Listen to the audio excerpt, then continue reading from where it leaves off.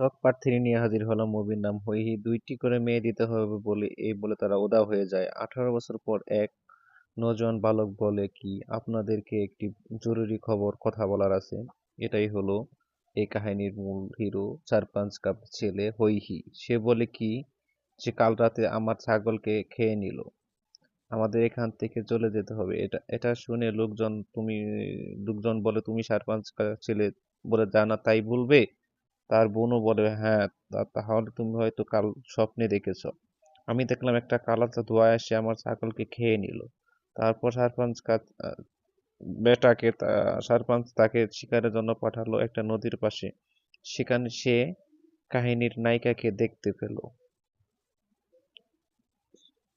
তো পরবর্তী পার্ট দেখার জন্য চ্যানেলটির সাথেই থাকুন। সবাইকে অনেক অনেক ধন্যবাদ। সবাই লাইক, কমেন্ট, শেয়ার এবং সাবস্ক্রাইব করবেন। পরবর্তী পার্ট দেখতে সাথেই থাকুন। ধন্যবাদ।